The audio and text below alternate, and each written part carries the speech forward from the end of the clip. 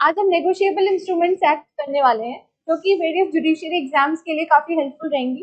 तो अभी पहले हम इसके इम्पोर्टेंट कॉन्सेप्ट नेगोशिएबल इंस्ट्रूमेंट के कॉन्सेप्ट से स्टार्ट करेंगे और जो भी इम्पोर्टेंट डेफिनेशंस एंड जो भी इम्पोर्टेंट सेक्शंस होंगे उनको कवर करते हुए लैंडमार्क जजमेंट्स के साथ इसको एंड करेंगे। तो स्टार्ट करते हैं। स्टार्ट करने से पहले मैं 2-4 चीजें पूछती हूँ। नेगोशिएबल इंस्ट्रूमेंट एक्ट की जरूरत क्यों पड़ी? क्यों पड़ी? चेक बाउंस केसेस के लिए।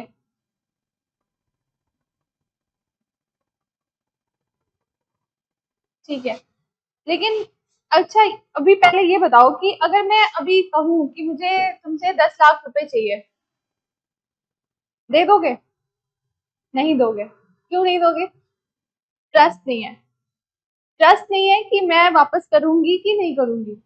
अब वापस मैं करूंगी, इसकी गारंटी मैं कैसे दे सकती हूँ? मतलब किस वे में दे सकती हूँ? हाँ, एफिडेविट कहोगे, रिटन एग्रीमेंट दे दीजिए या चेक दे दीजिए या फिर कोई गारंटी दे दीजिए जिसके थ्रू मैं विश्वास कर लूं कि आप मुझे पैसे वापस कर देंगे, है ना? तो यहाँ नेगोशिएबल इंस्ट्रूमेंट उसी को कहते हैं जो रिटन में मैं लिख के दूंगी, चाहे वो किसी भी वे में दूं, चाहे मैं चेक पे दूं या फिर मैं ये कहूँ कि मैं इतना अभी ले रही हूँ तुमसे, मैं तुम्हें पे कर दूंगी, ठीक है? या फिर मैं ये कहूँ कि मैं ले रही हूँ, कोई और तुम्हें इसके बदले पे कर देगा, ठीक है? तो इसी को हम कहते हैं नेगोशिएबल इंस्ट्रूमेंट, ठीक है? नेगोशिएबल इंस्ट्रूमेंट मतलब, नेगोशिएबल का मतलब क्या होता है? नेगोशिएबल इंस्ट्रूमेंट एक्ट पूरा पढ़ लिया, नेगोशिएबल का मतलब क्या होता है? नेगोशिएशन से इसको मत जोड़ो, ठीक है? नेगोशिएबल का मतलब होता है सिंपल, ट्रांसफरेबल। ट्रांसफरेबल, ठीक है? नेगोशिएबल इंस्ट्रूमेंट एक्ट आया कब? एक्ट में कौन सा ईयर लिखा है? Negotiable instrument act 1881। 1881 में क्या कोई भी ऑनलाइन पेमेंट का सिस्टम था? गूगल पे, फोन पे, पेटीएम जितना यूज करते हैं हम, कुछ भी था? नहीं था। बिजनेसमैन जो है वो कैश कैरी करते थे, कैश से सारी पेमेंट करते थे, सब कुछ उनका कैश में ट्रांजैक्शन होता था, चोरी होने का डर होता था, इतना कहाँ से कहाँ उनको जाना पड़ता था, वो इतना कैश कैरी करके लेके जा रहे, लूट हो जाती थी, ठीक है? इन सब से बचने के लिए उन लोगों ने उसको एक पेपर पे इंडोर्स करना स्टार्ट किया, मतलब उसको एक पेपर में ट्रांसफर, एक पेपर में उसको कन्वर्ट करना स्टार्ट किया जिसको हम प्रोमिसरी नोट कहते हैं, जो हमें इतना कुछ कैश में लेके कहीं जाने की जरूरत ना पड़े, ठीक है? ये रिटन, एक रिटन अग्रीमेंट कहो या रिटन इंस्ट्रूमेंट कहो, ठीक है? ये एक रिटन इंस्ट्रूमेंट होता है जो एक वैल्यू कैरी करता है। वैल्यू कैरी करता है, जैसे अब मैंने एक चेक, मुझे तुमको 50,000 देने हैं, मैं 50,000 का एक बैग लेके आऊं या फिर 50,000 का मैं एक चेक दूं, दोनों सेम वैल्यू कैरी करता है। तो उस चीज को इजी करने के लिए हमने नेगोशिएबल इंस्ट्रूमेंट एक्ट बनाया। मतलब उस चीज, ये प्रोसेस को एड्रेस करने के लिए, मतलब जब अगर अब मैंने ये पेपर एक एक चेक बना दिया, ये 50,000 का चेक है, अब ये चेक में कुछ प्रॉब्लम आएगी तो वो चेक, इसको हम कहाँ, कौन से एक्ट में लेके जाएंगे? नेगोशिएबल इंस्ट्रूमेंट एक्ट इसलिए ही बना, ठीक है? तो यहाँ पे प्रॉब्लम ये आई कि जो भी रिटन पेमेंट इंस्ट्रूमेंट जो है, इसको एक रिकॉग्निशन मिल गई कि चलो ये इंस्ट्रूमेंट है, इसकी एक वैल्यू है, इसको लीगल रिकॉग्निशन दिया नेगोशिएबल इंस्ट्रूमेंट एक्ट ने, ठीक है? कि इसको एक लीगल रिकॉग्निशन मिल गया कि जैसे कि आज जैसे हम यूपीआई से पेमेंट करते हैं तो हमारे पास प्रूफ होता है कि हमने इसको इतना पैसा दिया, हमने इसको इतना ये किया, तो ये उस टाइम का यूपीआई है। समझ आ गया? ऐसे सिंपल वे में समझो कि ये उस टाइम का यूपीआई है, ये जस्ट एक प्रूफ है कि हमने इसको इतना दिया या फिर हमें उसको इतना देना है, ठीक है? सिंपल। चलो, तो अब हम सबसे पहले समझते हैं कि नेगोशिएबल मीन्स होता है ट्रांसफरेबल, जिसको एक जगह मतलब एक पर्सन दूसरे के नाम पे ट्रांसफर कर सकता है। अब जैसे आप किसी को चेक देते हो तो चेक कैसे देते हो, उस पर लिख के देते हो कि इसके नाम पे हमने चेक ड्रॉ कर दिया, यहाँ पे अमाउंट भर दिया, यहाँ पे नाम लिख दिया कि किसको, यहाँ पे नाम लिख दिया कि किसको भर के देना है, किसको अमाउंट पे होना है, यहाँ तुमने सिग्नेचर कर दिया अपना। ठीक है, तो ये ट्रांसफरेबल है।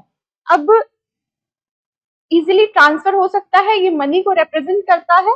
अब जैसे कि मैंने तुम्हारे नाम पे एक चेक इशू किया, एक चेक मैंने तुम्हारे नाम पे इशू किया, तुम क्या किसी थर्ड पर्सन को वो चेक दे सकते हो? दे सकते हो? कैसे दे सकते हो? नहीं दे सकते। इंडोर्समेंट सुना है? इंडोर्समेंट क्या होती है? सुना है। इंडोर्समेंट मीन्स होता है चेक के पीछे आप लिखते हो कि इसको आप पे कर दो मेरे बिहाफ पे। ठीक है, अब तुम नहीं जा सकते बैंक। जैसे मेरे घर में जनरली ऐसा होता है, पापा खुद बैंक नहीं जाते, वो किसी और को भेजते हैं। तो अब वो किसी और को भेजते हैं तो बैंक को कैसे बिलीव होगा कि मैंने सही इंसान को पे किया है? हो सकता है किसी और ने ऐसे ही चेक ले लिया। तो उस जगह पे पीछे, चेक के पीछे इंडोर्समेंट की जाती है। इंडोर्समेंट में लिखा जाता है कि पे राहुल दिस अमाउंट। ठीक है, ऐसे लिखा जाता है। तो और वहां पे वो इंसान सिग्नेचर करता है जिसके नाम का वो चेक होता है। ठीक है, तो ये होता है इंडोर्समेंट के थ्रू। अब चलो एक ओवरव्यू लेते हैं इसका कि नेगोशिएबल इंस्ट्रूमेंट एक्ट में क्या क्या है। पहले ये देखो कि इसका ईयर, ये जो इम्पोर्टेंट डेट्स हैं, ये इन इफेक्ट फ्रॉम 1 मार्च 1882, ये लिख लो क्योंकि ये एमसीक्यूज में आते हैं। In effect from 1 March 1882। Last amendment इसमें हुई है 2018 में, जो एक्ट 20 ऑफ 2018 बोलते हैं। ठीक है, एक्ट 20 ऑफ 2018। इसमें सेक्शंस हैं 147 और चैप्टर्स हैं 17। ठीक है, राइट। अब इसमें इसका ऑब्जेक्टिव क्या है? पहला ऑब्जेक्टिव है नेगोशिएबल इंस्ट्रूमेंट्स, जो मैंने अभी तुम्हें बताया। नेगोशिएबल इंस्ट्रूमेंट्स को अभी हम आगे और डिफाइन करेंगे, लेकिन जो मोटा मोटा मैंने तुम्हें अभी बताया है, नेगोशिएबल इंस्ट्रूमेंट के ट्रांसफर को रेगुलेट करना इसका पहला ऑब्जेक्टिव है। Regulate transfer of negotiable instruments. ठीक है, दूसरा, define rights and obligation of parties. जैसे चेक में कौन कौन से पार्टीज होते हैं? ड्रॉवर, हाँ, ड्रॉई,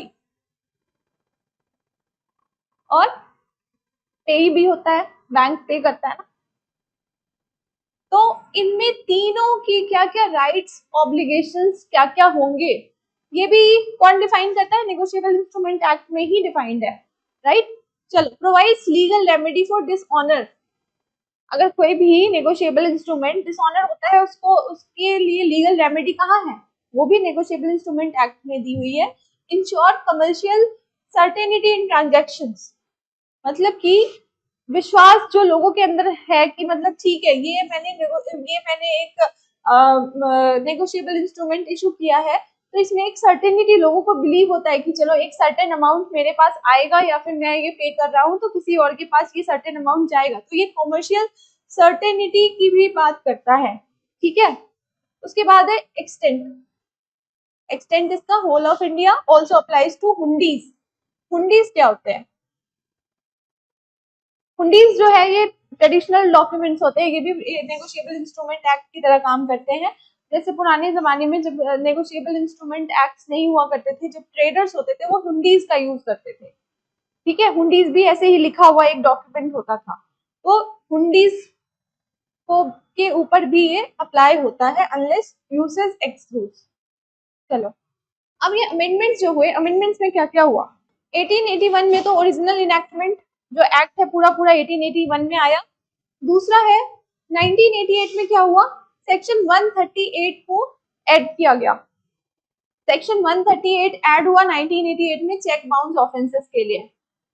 ठीक है, 2002 में क्या हुआ? Strengthened section 138 added section 141 to 147, company liability, summary trial and compounding. ठीक है, तो इसको 2002 में और स्ट्रेंथन किया गया सेक्शन 138 को, क्योंकि इसमें 141 से लेके 147 सेक्शन ऐड किया गया और इसमें कंपनी लाइबिलिटी, समरी ट्रायल और कंपाउंडिंग जैसी प्रोविजंस ऐड किए गए। ठीक है, चलो 2015 में क्या हुआ, interim compensation under section 143A ये इंट्रोड्यूस किया गया। ये सब हम अभी पढ़ेंगे, सारे सेक्शंस को डिटेल में पढ़ेंगे, बट अभी जस्ट इसके अमेंडमेंट्स को देख रहे हैं। तो interim compensation under section 143A introduce हुआ और 2018 में अभी तक का लास्ट अमेंडमेंट हुआ जिसमें सेक्शन 148 ऐड किया गया और इसमें appellate court deposit 20%, mandatory trial with in 6 month. अगर तुम्हें अपील करना है तो तुम पहले 20% डिपॉजिट करो, उसके बाद अपील फाइल होगी। ठीक है, और इसमें mandatory trial with in 6 month, 6 months के अंदर मैंडेटरी ट्रायल होके खत्म होना चाहिए। तो ये इंपॉर्टेंट अमेंडमेंट्स थी जो हमें एग्जाम में आ सकती है। चलो अब हम देखते हैं पहले टाइप्स ऑफ नेगोशिएबल इंस्ट्रूमेंट्स। अभी साथ के साथ ये भी देख लेते हैं फाउंडेशन इसकी। ठीक है, origin, commencement and object. The law of negotiable instruments develop from the law merchant या फिर लॉ मेर्काटोरिया, मतलब the body of customs evolved by traders to enable debts to be transferred and realised quickly.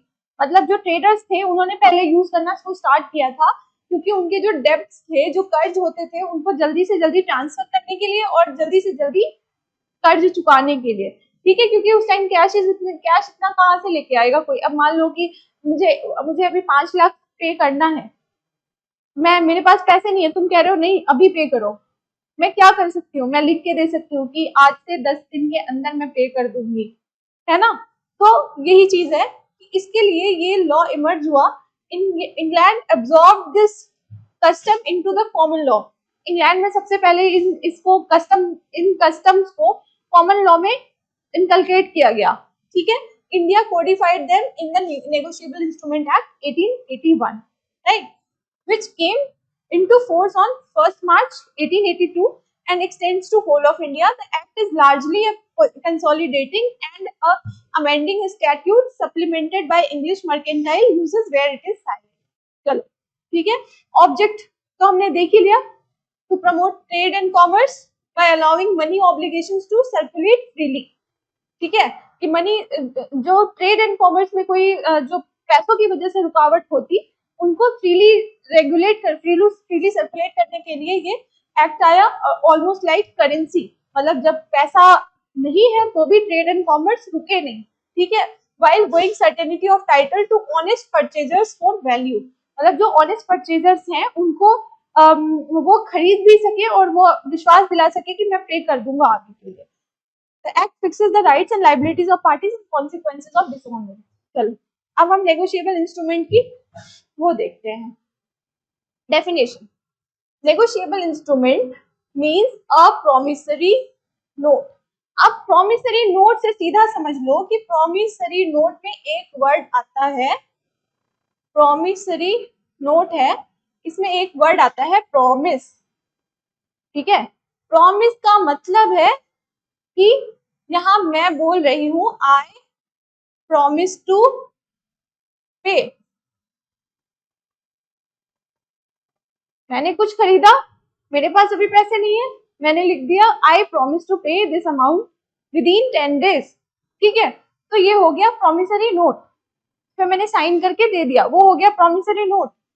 अब negotiable instrument को अगर हम define करें तो ये क्या होता है, negotiable instrument means a promissory note, bill of exchange.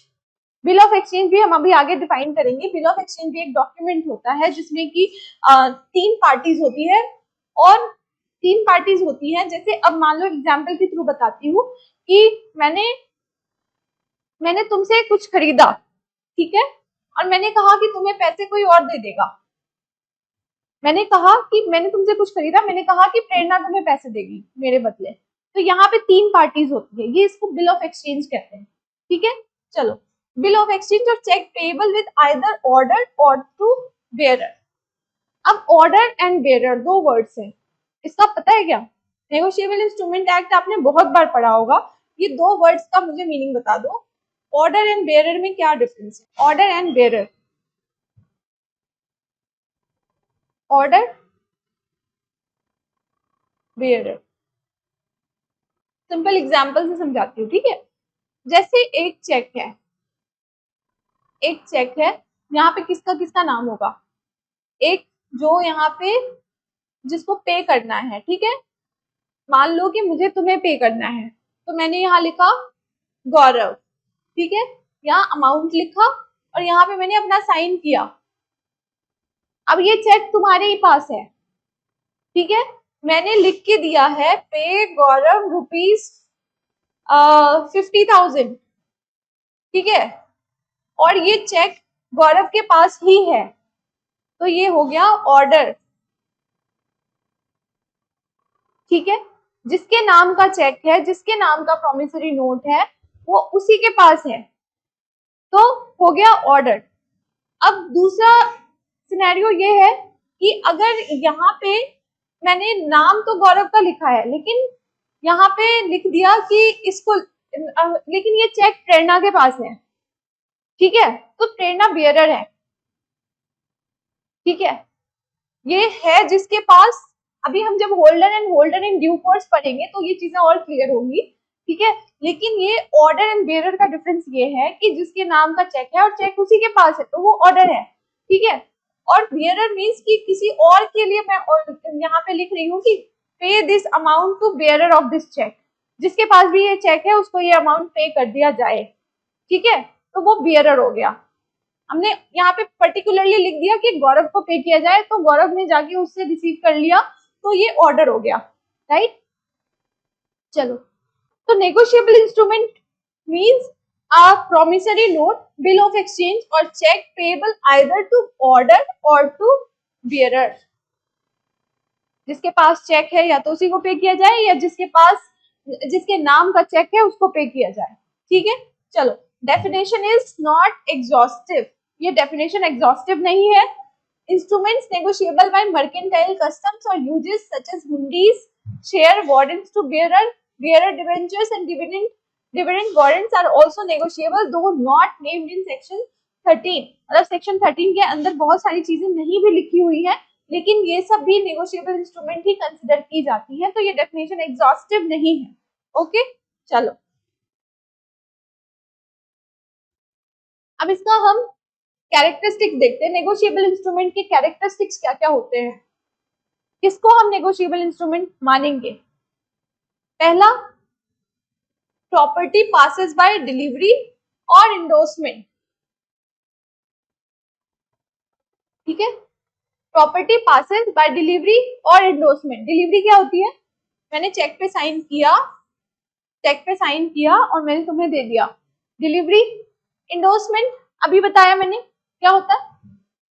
लिख के दे दिया, हाँ, लिख के दे दिया कि इसको दे देना, बैंक में नहीं जा सकती, मुझे पैसे चाहिए, मैं बैंक नहीं जा सकती, मेरे नाम का चेक है, मैंने इंडोर्समेंट कर दी उसपे कि इसका अमाउंट गौरव को पे कर दो, ठीक है, गौरव मेरे बिहाफ पे रिसीव कर लेगा, इंडोर्समेंट, ठीक है। तो ये क्या होता है? प्रॉपर्टी पासेस बाय डिलीवरी और by endorsement, right. A bearer instrument is negotiated by delivery and an order instrument by endorsement and delivery.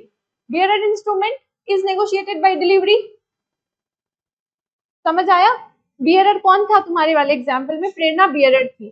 तो ये जब खुद जाएगी, मेरे पास चेक है, मुझे पैसे दे दो, तो यहाँ पे सिर्फ डिलीवरी के बेसिस पे उसको पैसे मिल रहे हैं, ठीक है। लेकिन an order instrument by endorsement and delivery, यहाँ पे इंडोर्समेंट भी तुम कर सकते हो अगर तुम बियरर हो, सॉरी, ऑर्डर तुम्हारे नाम का ऑर्डर है, जैसे मैंने तुम्हारे नाम पे चेक इशू किया है, तो तुम क्या कर सकते हो? तुम या तो इंडोर्स कर सकते हो कि मेरे बदले कोई और जाके ले लेगा, या फिर तुम खुद ही चले जाओगे, खुद ही ले जाके दे दोगे, है ना? समझ आ रही है बात? क्लियर है ना? चलो, अब दूसरा कैरेक्टरिस्टिक्स है better title to holder in due course. Better title to holder in due course, holder in due course को हम अभी समझेंगे, मतलब उसका जब आएगा सेक्शन तो उस पर हम बहुत अच्छे से समझेंगे। अ transfer in good faith and for value obtains a title free from the defects of prior parties. ठीक है, मतलब एक होता है, जैसे कि मैंने इसको, जैसे कि मैंने तुम्हारे नाम का चेक इशू किया, वो चेक हो गया, ठीक है। अब वो चेक हो गया और किसी ने उस चेक को मतलब मिसयूज करके या कैसे भी किसी और के नाम पे इशू कर दिया, ठीक है। अब क्या होगा, जिसके नाम पे इशू हुआ वो तो ऑनेस्ट है, उसकी तो कोई गलती नहीं है, उसको तो पता नहीं है कि किसी का चेक खो गया था या क्या हुआ था, मुझे तो नहीं पता, मैंने तो ब्लैंक चेक दे दिया था किसी को, मान लो मैंने तुम्हें ब्लैंक चेक दे दिया, तुमने उस पे किसी का नाम भी नहीं भरा, कुछ भी नहीं भरा, मैंने ब्लैंक चेक पे साइन करके दे दिया था तुम्हें, तुम्हारा चेक हो गया, किसी ने उसमें किसी और का नाम फिल करके और साइन करके मतलब नाम फिल करके अमाउंट फिल करके इसको दे दिया। अब ये होल्डर इन ड्यू कोर्स है। होल्डर इन ड्यू कोर्स मतलब मेरा ऑनेस्ट इंटेंशन है, मैंने कोई चोरी नहीं की है, मेरे पास आने से पहले जो चीजें हुई है उसका मुझे कुछ आइडिया नहीं है, ठीक है।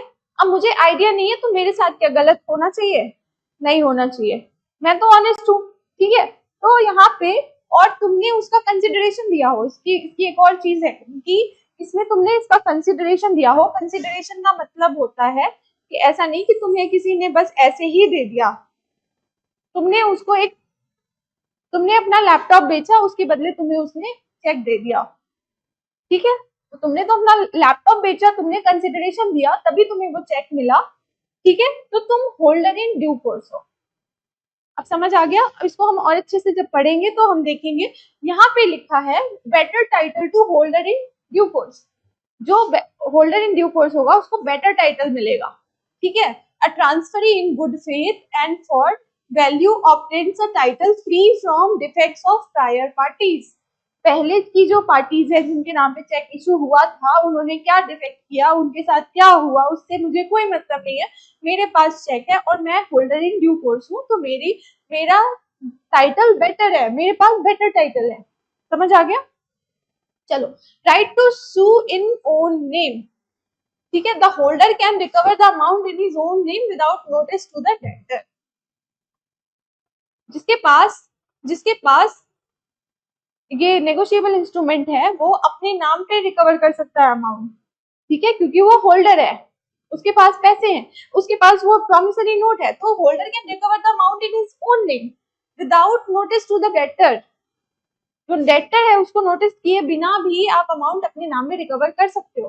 तीसरा है presumption of consideration and regularity, मतलब consideration, date, acceptance, transfer and order of endorsements are presumed. ये हम जब सेक्शन 118 पढ़ेंगे तो हम देखेंगे कि यहाँ पे ये चीजें प्रिज्यूम की जाती है कि इस पे जो डेट लिखा है वो सही है, ट्रांसफर किया गया है, उसमें कंसिडरेशन अमाउंट, मतलब कि अगर किसी ने किसी को चेक इशू किया है तो किसी काम के लिए इशू किया होगा, उसमें उसको किसी का कंसिडरेशन मिला होगा, ठीक है। ये चीजें प्रिज्यूम की जाती है कि 118 जब हम पढ़ेंगे तो हम देखेंगे। चलो, सर्टेनिटी क्या है? Certainty, the some is certain, जितना चेक पे अमाउंट भरा है वो वही वही अमाउंट आप रिकवर कर सकते हो, ये नहीं कि चेक से अलावा कुछ मांग लोगे। सम is certain, the promise order is unconditional and the instrument is payable in money only. चाहे वो नेगोशिएबल इंस्ट्रूमेंट में तीनों में से कुछ भी हो, चाहे वो प्रॉमिसरी नोट हो या बिल ऑफ एक्सचेंज हो या फिर चेक हो, तीनों पेएबल इन मनी ओनली और कैश ओनली, ठीक है। वो मनी के फॉर्म में ही पे होगा।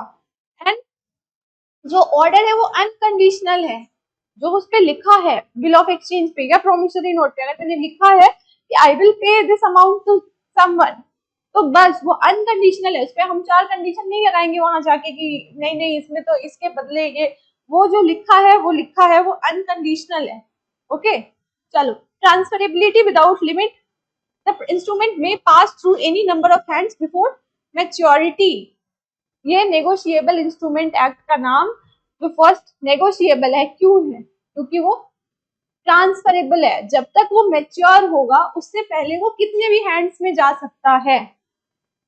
It can, the instrument may pass through any number of hands before maturity, right.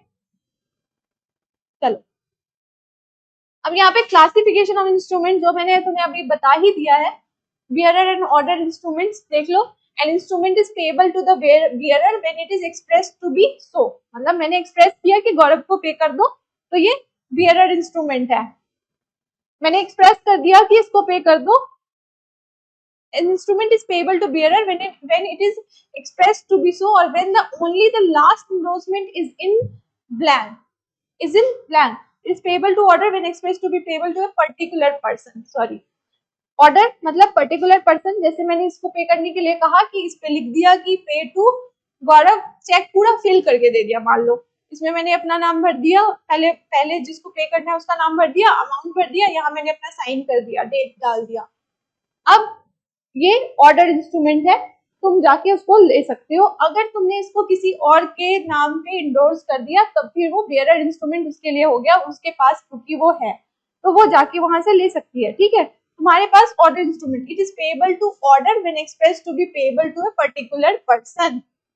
तुमने एक्सप्रेस किया इंडोर्समेंट के थ्रू, पीछे लिख के कि मुझे नहीं प्रेरणा को पे कर दो, तो it is payable to order when expressed to be payable to a particular person and does not prohibit transfer or to his order।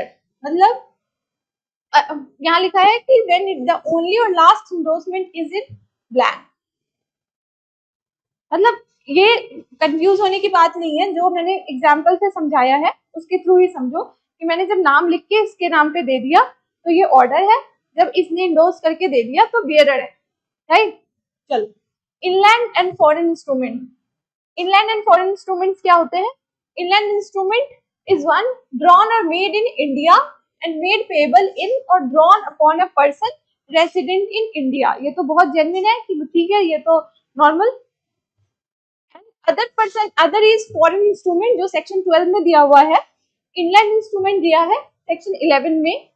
The distinction matters for protest which is generally required for foreign bills। अभी हम noting and protest करेंगे आगे, तो मैं बताऊंगी कि protest क्या होता है। ठीक है, तो ये इनलैंड इंस्ट्रूमेंट जो कि इंडिया में ही बना, इंडिया में ही पेएबल है, और जो भी पर्सन रेसिडेंट ऑफ इंडिया है उसी को पेएबल है। ठीक है, तो इनलैंड इंस्ट्रूमेंट हो गया, और फॉरेन का उसका उल्टा कर दो, फॉरेन में है। ठीक है, तो सेक्शन 12 ये हो गया। अब डिमांड एंड टाइम इंस्ट्रूमेंट्स क्या होते हैं? A demand instrument is payable on demand or at sight on presentation and carries no days of grace। A time instrument is payable after a fixed period or on determinable future date and gets 3 days of grace। अभी हम देखेंगे कि कुछ तीनों में से promissory note, bill of exchange और cash, check, इन तीनों में से किसमें ग्रेस पीरियड ऑफ 3 डेज मिलता है और किसमें 3 डेज ऑफ ग्रेस पीरियड नहीं मिलता है। जैसे चेक में ग्रेस पीरियड नहीं मिलता है। चेक पे अगर लिखा है कि यहाँ पे मैच्योरिटी डेट डाली हुई है चेक पे, मान लो 26 जून, तो 26 जून तक ही वो वैलिड है, उसमें 3 डेज ऑफ ग्रेस पीरियड कहीं से भी नहीं मिलता है। और बाकी जो प्रॉमिसरी नोट है या बिल ऑफ एक्सचेंज है उसमें 3 डेज ऑफ ग्रेस पीरियड मिलता है, जो हम आगे के सेक्शन में देखेंगे। ठीक है, अब देखो, तो demand instrument is payable on demand और एट साइट ऑन प्रेजेंटमेंट। मतलब जब भी हम उसको प्रेजेंट कर दें वो हम हमारे डिमांड पे प्रेजेंट करने पे हमें पैसे मिल जाएंगे। ठीक है, तो ये डिमांड इंस्ट्रूमेंट है। और टाइम इंस्ट्रूमेंट जो है वो फिक्स टाइम मेंशन होता है उसमें कि इतने टाइम तक ही ये वैलिड है, इतने टाइम के बाद हम इसमें कोई भी ग्रेस पीरियड नहीं है। ठीक है, चेक पे जैसे मेंशन होता है 26 जुलाई तक का, मतलब 26 जुलाई तक का। ओके, चलो अकोमोडेशन बिल क्या होता है? Accommodation bill is one drawn and accepted without consideration to oblige a friend who needs funds accommodated party, as between the immediate parties there is no liability for want of consideration but a holder in due course can recover even on an accommodation bill। ये समझ कुछ नहीं आया होगा पढ़ के, अब मैं बताती हूँ। जैसे मैं गई लैपटॉप खरीदने, तुमने, मेरे पास वहां पैसे नहीं है, तो तुमने मेरी गारंटी ले ली वहां पे कि ये पे कर देगी। ठीक है, तुमने वहां पे गारंटी ले ली, तुम थर्ड पार्टी हो। तुमने क्या किया, जस्ट एक फ्रेंडली जेस्चर दिखा के अकोमोडेट कर लिया कि ठीक है ये पे नहीं करेगी तो मैं कर दूंगा, तुमने बस ट्रस्ट दिखाया वहां पे। ठीक है, अब पढ़ो। Accommodation, an accommodation bill is one drawn and accepted without consideration। तुमको कुछ मिला उससे? नहीं मिला। तुम्हें कुछ नहीं मिला? मिला मुझे। तो यहाँ पे drawn and accepted without consideration to oblige a friend who needs funds। मैं यहाँ फ्रेंड हूँ, मुझे फंड्स चाहिए, तुमने मुझे हेल्प करने के लिए ये बस एक्सेप्ट कर लिया विदाउट कंसिडरेशन, तुम्हें कुछ नहीं मिला, right. And as between the immediate parties there is no liability for want of consideration। अब immediate parties मेरे लिए बात तो करी, बट यहाँ पे अब सामने सामने कौन हो गया? तुम और शॉपकीपर, है ना। तो इमीडिएट पार्टीज तुम दोनों हो गए। अब तुम दोनों के बीच में कंसिडरेशन का तो कोई चक्कर नहीं है, तुम्हें तो कुछ मिला ही नहीं उससे, है ना। तो देयर इज नो लाइबिलिटी और फॉर वांट ऑफ कंसिडरेशन। तुम्हारी लाइबिलिटी इसलिए नहीं बन रही है कि तुम्हें कुछ उससे मिला है और तुमने उसको पे करना है, नहीं। But a holder in due course can recover even on accommodation bill. लेकिन अगर कोई होल्डर इन ड्यू कोर्स होगा, होल्डर इन ड्यू कोर्स होगा, जैसे शॉपकीपर है, शॉपकीपर अगर होल्डर इन ड्यू कोर्स है तो वो अकोमोडेशन बिल से भी रिकवर कर सकता है, राइट। तो ये था अकोमोडेशन बिल, मतलब जैसे गारंटी लेना किसी की, फ्रेंडली टोन में। चलो अब हम इसकी डिफरेंस देखते हैं पहले। Promissory note, bill of exchange and cheque. Promissory note defined है सेक्शन 4 में, बिल ऑफ एक्सचेंज डिफाइंड है सेक्शन 5 में, और चेक डिफाइंड है सेक्शन 6 में। इसको रट लो बिल्कुल। 4, 5, 6 PBC। ठीक है, मतलब promissory note, bill of exchange and cheque, section 4, section 5, section 6। तो पहले देखो प्रोमिसरी नोट। प्रोमिसरी नोट का मतलब होता है आई प्रॉमिस टू पे। मैंने लिया पैसा, मैंने कुछ सामान खरीदा, मैंने बोला आई प्रॉमिस टू पे, आई प्रॉमिस टू पे। बिल ऑफ एक्सचेंज में क्या हुआ? 3 पार्टीज हैं, ड्रॉवर, ड्रॉई एंड पेई। इसको समझो थोड़ा पहले कि ड्रॉवर, ड्रॉई और पेई में क्या डिफरेंस है। यहाँ पे एक पर्सन है ए, एक पर्सन है ए, एक पर्सन है बी एंड एक पर्सन है सी। इसने इससे कुछ सामान खरीदा बी से, ठीक है। इसने इससे कुछ सामान खरीदा, तो ये क्या, इसको क्या करना चाहिए? इसको पैसे देने चाहिए। इसके पास पैसे नहीं है, ये क्या करेगा? ये एक प्रॉमिसरी नोट, ये एक बिल ऑफ एक्सचेंज ड्रॉ कर रहा है, ठीक है। बिल ऑफ एक्सचेंज ड्रॉ कर रहा है कि मैं इतने पैसे पे करूंगा, बट ये थर्ड पार्टी पे करेगी, मतलब मैं नहीं करूंगा डायरेक्टली, ये थर्ड पार्टी पे करेगी, मतलब कि सी पे करेगा, इसको सी पे करेगा बी को मेरे बिहाफ पे। तो ये कह रहा है कि सी मैं पे नहीं कर पाऊंगा, सी मेरे बिहाफ पे पे करेगा। बिल ऑफ एक्सचेंज ड्रॉ किसने किया? ए ने किया। इसमें एक चीज, एक डिफरेंस है, ठीक है। जैसे प्रॉमिसरी नोट में क्या होता है, प्रॉमिसरी नोट का मैंने सीधा सीधा क्या बताया एक लाइन में, आई प्रॉमिस टू पे। बिल ऑफ एक्सचेंज में थोड़ा सा डिफरेंस ये है कि ऑर्डर होता है यहाँ पे, ठीक है। You will pay this amount, ठीक है। यहाँ पे इन दोनों में ये डिफरेंस है, यहाँ पे ऑर्डर का टोन है बिल ऑफ एक्सचेंज में, यहाँ पे ऑब्लिगेशन है कि आई प्रॉमिस टू पे, मैं पे कर दूंगा। ये बोल रहा है यू विल पे, ठीक है। अब यहाँ पे मतलब बी ने एक इंस्ट्रूमेंट बना दिया कि यू विल पे इतना अमाउंट, क्योंकि अभी इसके पास पैसे नहीं है। अब ये बिल ऑफ एक्सचेंज लेके ये सी के पास जाता है कि तुम पे कर दो, मेरे पास पैसे नहीं है। अब इसकी कुछ ऑब्लिगेशन रही होगी इसके अगेंस्ट, हो सकता है इसके कुछ पैसे बाकी होंगे, कुछ भी हो सकता है, सी के पास उसका कुछ भी होगा, कोई ट्रांजैक्शन पुराना होगा, तो वो सी के पास वो इंस्ट्रूमेंट लेके जाएगा और बोलेगा कि मेरे बिहाफ पे तुम बी को पे करो, ठीक है। तो यहाँ पे ड्रॉवर कौन हो गया?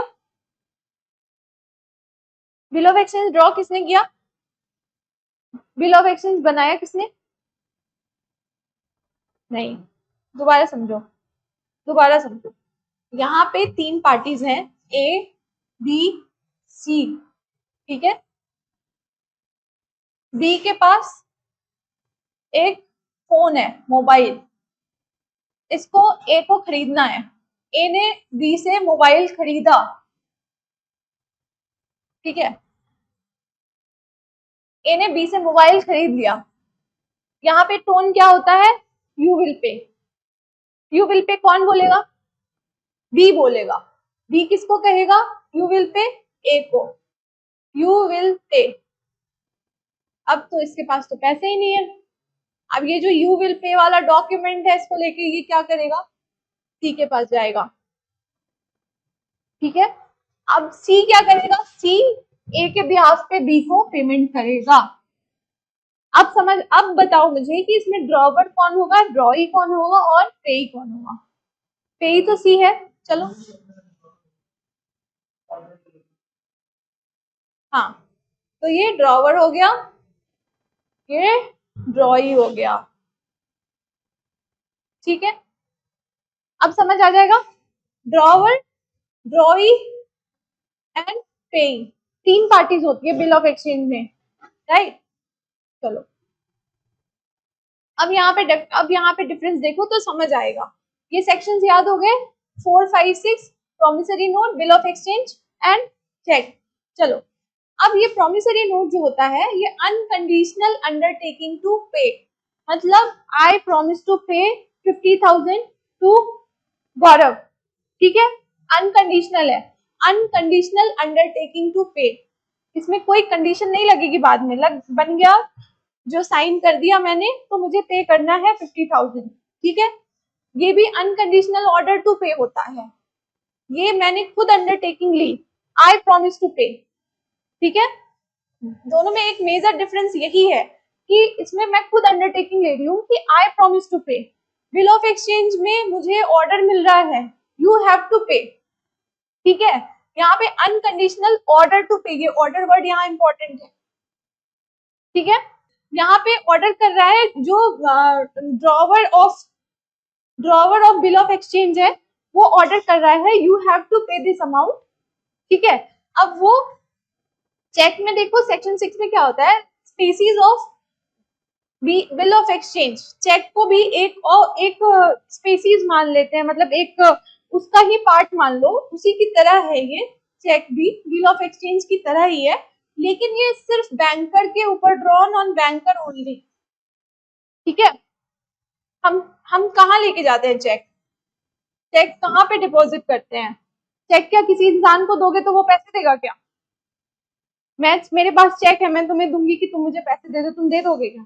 ये ड्रॉन ऑन चेक जो है, ये ड्रॉन ऑन बैंक ओनली, ठीक है। यहाँ पे ये तीनों में डिफरेंस है। अब क्लियर हो गया? Promissory note, bill of exchange तो नहीं भूलोगे डिफरेंस। चलो नेक्स्ट, इसमें क्या होता है, पार्टीज जो होती है, इसमें सिर्फ 2 पार्टीज होती है, एक होता है मेकर और दूसरा होता है पेई, ठीक है। मेकर कौन होता है? प्रॉमिसरी नोट, हाँ हाँ, ठीक है।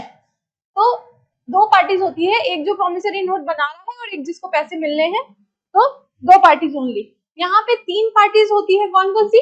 ड्रॉवर, ड्रॉई एंड पेई, जो अभी जस्ट मैंने बताया, ठीक है। तीसरा, इसमें भी 3 पार्टीज होती है, ड्रॉवर, बैंकर एंड पेई। समझ आया कैसे? मैंने चेक इशू किया, मैंने तुम्हारे नाम का चेक इशू किया, तुम जाके बैंक में तुमने उसको डिपॉजिट किया। मैं क्या हूं? मैंने चेक इशू किया, मैं क्या हूं?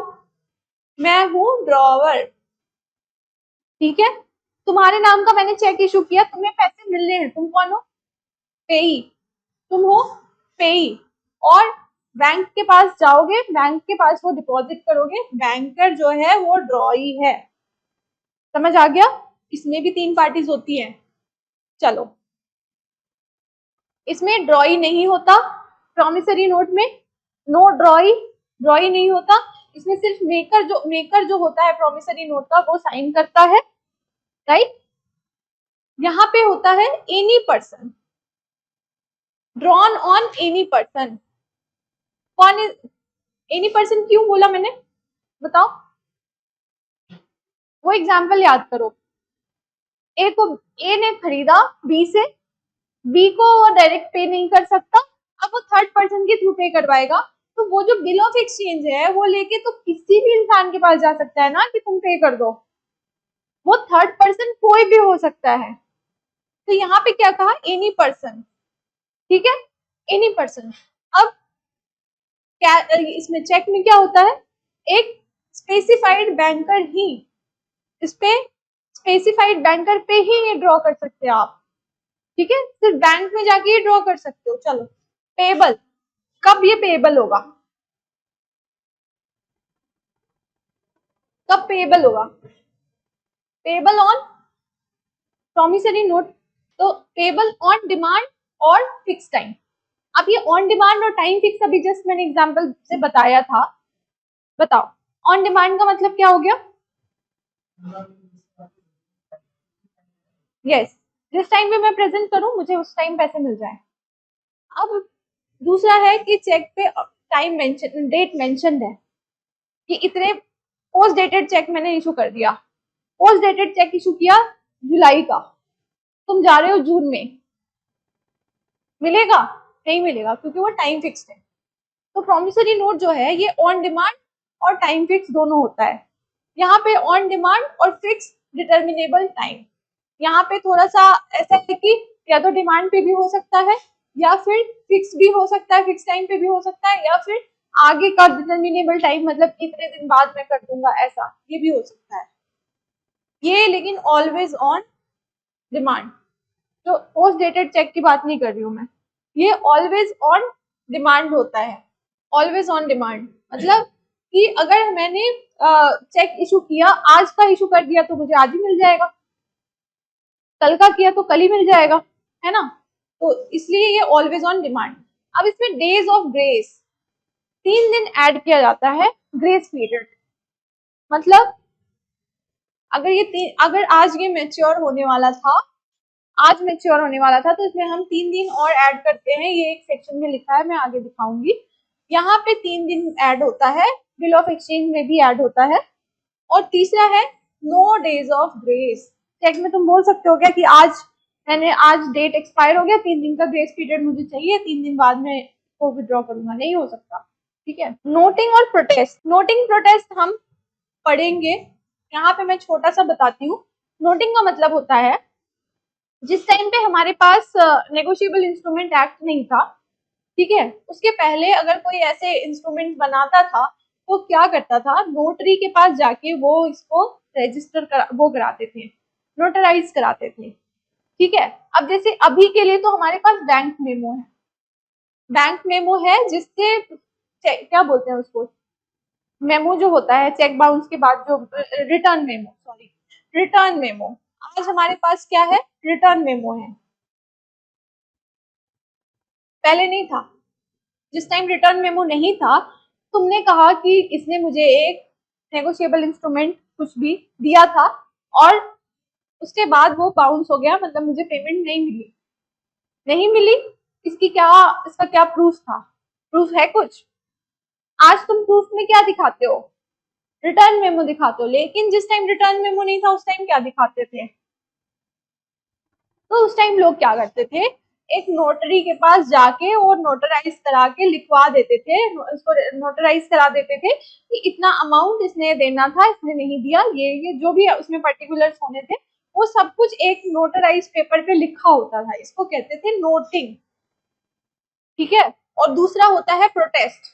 प्रोटेस्ट जो होता है वो बहुत डिफाइंड, मतलब सिंपल बताऊं तो एफआईआर और कंप्लेंट के बीच का जो डिफरेंस है ना, अगर तुम पुलिस स्टेशन जाओगे अभी किसी चीज के लिए तो पुलिस क्या बोलती है, कंप्लेंट करा, कंप्लेंट लिखा दो, एफआईआर नहीं लेती जल्दी, है ना। एफआईआर ब्रॉड है, एफआईआर डिटेल्ड है, कंप्लेंट क्या है, छोटा है। नोटिंग और प्रोटेस्ट में यही डिफरेंस है। नोटिंग जो है एक पेज में उसने एक समरी सा छोटा सा लिख के दे दिया कि चलो इसको इतने देने थे, इसने नहीं दिया, इतने टाइम में इसने देना था, इसने दिया नहीं, ठीक है, ये नोटिंग हो गई।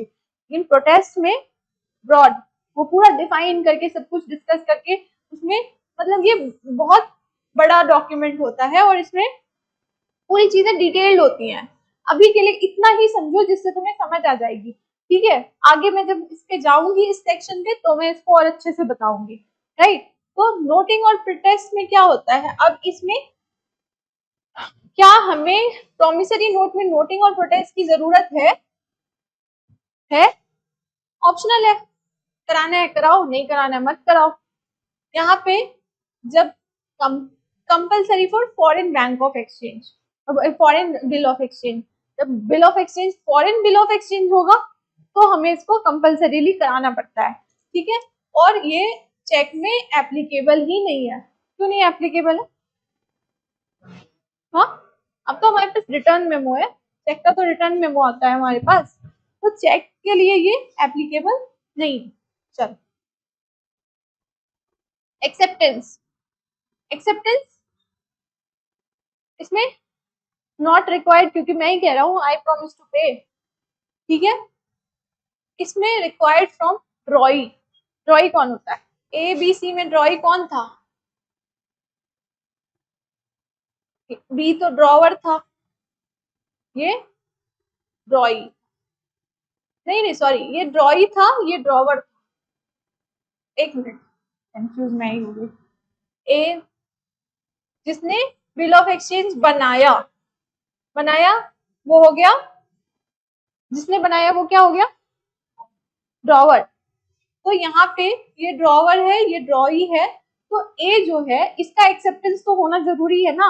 ये कह रहा है कि तुम इतना पे करोगे, अगर मैंने कुछ खरीदा है तो मैं एक्सेप्ट कर लूंगा कि ठीक है मैं इतना पे करूंगा। लेकिन अगर किसी ने ऐसे ही मतलब बोल दिया कि तुम्हें इतना पे करना है और मैं उससे अग्री ही नहीं करती हूँ, तो एक्सेप्टेंस तो यहाँ पे जरूरी है ना कि ठीक है हाँ मैंने इतना खरीदा है तो मैं इतना पे करूंगी। अब यहाँ क्योंकि मैंने ही बनाया है, आई प्रॉमिस टू पे, तो यहाँ पे तो कुछ जरूरत नहीं है इसकी, यहाँ पे तो एक्सेप्टेंस की जरूरत नहीं है, लेकिन यहाँ पे तो जरूरत है रिक्वायर्ड फ्रॉम द ड्रॉई और not required presentment for payment. यहाँ पे कुछ रिक्वायरमेंट नहीं है एक्सेप्टेंस की, क्योंकि जो हम प्रेजेंट करते हैं चेक को बैंक में तो पेमेंट मिलती है। तो पेमेंट ये जो प्रेजेंट करते हैं तो या तो इंडोर्समेंट या फिर जो होल्डर है उसको, ठीक है। चलो, चेक में एक और कॉन्सेप्ट आता है ट्रंकेटेड चेक, ठीक है। ट्रंकेटेड चेक सेक्शन 6 के एक्सप्लेनेशन में दिया है, cheque processed electronically, original not physically transmitted back, cheque in electronic form also covered. जो चेक्स इलेक्ट्रॉनिक फॉर्म में है उनको भी कवर किया गया है, इसको इलेक्ट्रॉनिक चेक्स बोलते हैं, ट्रंकेटेड चेक्स जो होते हैं। अब हम बेयर एक्ट में सेक्शन 1 से लेके 6 तक जो भी इंपॉर्टेंट सेक्शंस हैं, ठीक है, वो देखते हैं, फिर हम आगे बढ़ेंगे। पहले यहाँ मोटा मोटा डेफिनेशन देख लेते हैं, फिर वहां पे जल्दी खत्म होगा, ठीक है। तो सेक्शन 13 में नेगोशिएबल इंस्ट्रूमेंट डिफाइन किया गया है। अभी हमने जो याद किया था पी बी सी 4 5 6 याद हो गया, promissory note, bill of exchange, cheque, section 4, section 5, section 6, ठीक है। अब सेक्शन 13 भी याद कर लो साथ साथ, नेगोशिएबल इंस्ट्रूमेंट एक्ट, जो नेगोशिएबल इंस्ट्रूमेंट डिफाइंड है सेक्शन 13 में। यहाँ पे बोला गया है कि promissory note, bill of exchange और चेक पेबल टू ऑर्डर और टू बियरर, फ्रीली ट्रांसफरेबल। समझ आ गया? ये तो मैंने एक्सप्लेन कर दिया बहुत बार, फ्रीली ट्रांसफरेबल होता है और पेबल टू ऑर्डर और टू बियरर। चलो, सेक्शन 3 में डिफाइंड है बैंकर। बैंकर कौन होते हैं? Includes any person acting as banker, जिसमें कि शेड्यूल्ड बैंक्स भी आते हैं और कोऑपरेटिव बैंक्स भी आते हैं, ठीक है। बैंकर की डेफिनेशन दी हुई है 3 में, नेगोशिएबल इंस्ट्रूमेंट 13 में। अब चलो section 8, holder. Holder means common sense में अगर देखा जाए, होल्डर का मतलब ये हो गया, अगर ये पेन मेरे हाथ में है, आई एम द होल्डर, ठीक है। सिंपल, मेरे हाथ में चेक है, आई एम द होल्डर। यहाँ पे होल्डर का मतलब हो गया पेई और इंडोर्सी इन पोजेशन और bearer of bearer instrument entitled to sue on instrument। पेई कौन होते हैं या इंडोर्सी कौन होते हैं? इंडोर्समेंट जो प्रोसेस है, इंडोर्समेंट का जो प्रोसेस है, जो साइन किया जाता है चेक के पीछे कि इसको मेरे बिहाफ पे कर दो, तो जो ये साइन करके देता है वो कौन होता है? इंडोर्सर। इंडोर्सर साइन करके देता है और मिलता किसको है? इंडोर्सी को। ठीक है, वैसे ही पेई भी वही होगा जिसको पेमेंट मिलेगी। अब बताओ होल्डर कौन होगा? होल्डर होगा पेई और इंडोर्सी इन पोजेशन, जिसके हाथ में चेक है। ठीक है, उसको पेमेंट मिलेगी या फिर इंडोर्समेंट के थ्रू उसको इंडोर्सी है वो, तो उसको पेमेंट मिलेगी।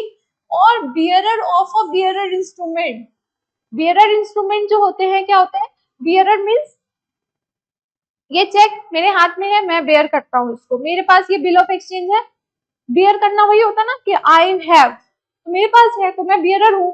मैं बियरर हूँ किसी भी नेगोशिएबल इंस्ट्रूमेंट का। Entitled to sue on instrument, मैं इस पे केस भी कर सकता हूँ, मेरे पास है, मैं होल्ड करता हूँ, मैं लीगली एंटाइटल्ड हूँ। ठीक है, तो होल्डर इसको कहते हैं। Holder and holder in due course में डिफरेंस है जो बहुत कंफ्यूज करते हैं लोगों को, लेकिन मैं अभी समझाती हूँ उसको, थोड़ा माइंड शांत करके समझो। सेक्शन 8 में होल्डर है और सेक्शन 9 में होल्डर इन ड्यू कोर्स है। इजी है याद करने के लिए क्योंकि पास पास में है दोनों। ठीक है, 3, 4, 5 भी ऐसे याद हो गया, सॉरी 4, 5, 6 ऐसे याद हो गया। 13 में नेगोशिएबल इंस्ट्रूमेंट है और 3 में बैंकर है।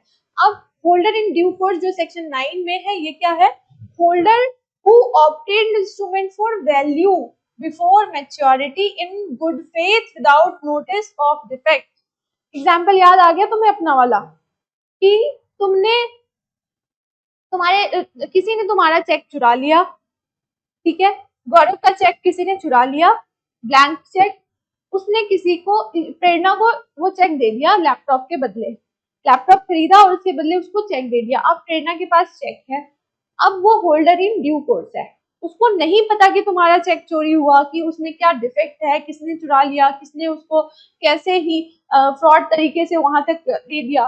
ठीक है, तो ये होल्डर इन ड्यू कोर्स का कॉन्सेप्ट ये है कि होल्डर, इसको तोड़ के समझो, holder who obtained instrument for value, तुमने लैपटॉप बेचा तब तुम्हें मिला। Holder who obtained instrument for value before maturity, अब वो चेक पे जो डेट लिखा है या जो भी है उसकी मैच्योरिटी से पहले तुम्हारे हाथ में वो मिल गया है। ठीक है, इन गुड फेथ, तुम्हें नहीं पता, विदाउट नोटिस ऑफ डिफेक्ट, तुम्हें नहीं पता कि इसमें क्या डिफेक्ट है। समझ आया? तो holder and holder in due course में यही छोटा सा डिफरेंस है कि होल्डर तो वो होता है जिसके हाथ में चेक है, जो लीगली इंटाइटल्ड है, उसको क्लेम करता है वो। ठीक है, लेकिन होल्डर इन ड्यू कोर्स वो इंसान है जिसको वो चेक, जिसको वो कंसिडरेशन के तहत मिला है और वो उसको गुड फेथ में उसको मिला है और वो उसको कोई भी नोटिस नहीं है, उसको कोई डिफेक्ट का के बारे में कुछ पता नहीं है। राइट, चलो होल्डर इन ड्यू कोर्स हो गया। चलो drawee in case of need, section 7। Section 7 कहता है drawee in case of need, इसको कहते हैं person named to whom holder may resort in case of dishonour by drawee. यहाँ पे ड्रॉवर, ड्रॉई, ये वर्ड जो है कंफ्यूज करता है, तो इसको सबसे पहले जब ऐसी चीजें पढ़ो, सबसे पहले इस पे दिमाग लगाओ कि ड्रॉवर है कौन, ड्रॉवर सॉरी ड्रॉई है कौन, जिसने वो इंस्ट्रूमेंट बनाया। ड्रॉई वही है ना जिसने वो इंस्ट्रूमेंट बनाया। अगर बिल ऑफ एक्सचेंज है तो उसमें वो ड्रॉई है जिसने बोला यू हैव टू पे, यू हैव टू पे जिसने कहा, वो ड्रॉई है बिल ऑफ एक्सचेंज में। ठीक है, तो यहाँ पे person name to whom holder may resort in case of dishonour by drawee. अब अगर ड्रॉई जिसको जिसको सॉरी यू हैव टू पे वाला ड्रॉवर है, तो ड्रॉवर कौन है? जिसने कहा यू हैव टू पे, ड्रॉवर। ड्रॉई कौन है? जिसने एक्सेप्ट किया। अब इसने एक्सेप्ट तो कर लिया था कि मैं पे करूंगा, लेकिन इसने डिफॉल्ट कर दिया। अब इसने डिफॉल्ट कर दिया तो अब क्या करेगा ये होल्डर जो है, ये क्या करेगा, कहां से रिकवर करेगा? तो person named to whom holder may resort in case of dishonour by drawee. अब इस केस में जो इसका नाम लिखा होगा कि अगर मैं डिफॉल्ट कर जाता हूं तो ये पे कर देगा, उसको कहेंगे। हाँ ठीक है, तो इसको कहते हैं ड्रॉई इन केस ऑफ नीड। जब ड्रॉई डिफॉल्ट कर जाए तो जिसके पास ये भाग के जाएगा होल्डर, उसको कहेंगे ड्रॉई इन केस ऑफ नीड। यहाँ पे ये डेफिनेशन तो देख चुके थे हम। इनलैंड इंस्ट्रूमेंट बता दिया था मैंने। एक्सेप्टर फॉर ऑनर, सेक्शन 108 जब हम इसको पढ़ेंगे आगे तो हम इसको डिफाइन करेंगे वहां पे। ठीक है, third party who accepts dishonoured bill for honour of any liable party, इसको हम आगे पढ़ेंगे। इनलैंड इंस्ट्रूमेंट क्या होता है? Inland instrument made drawn in India, payable in India और drawn on person resident in India. ठीक है, चलो फॉरेन इंस्ट्रूमेंट भी बता दिया था मैंने, नॉट इनलैंड, जो कि इंडिया में नहीं है। इसका इंपॉर्टेंट ये है 11-12 inland and foreign. 11-12 holder and holder in due course, section क्या था?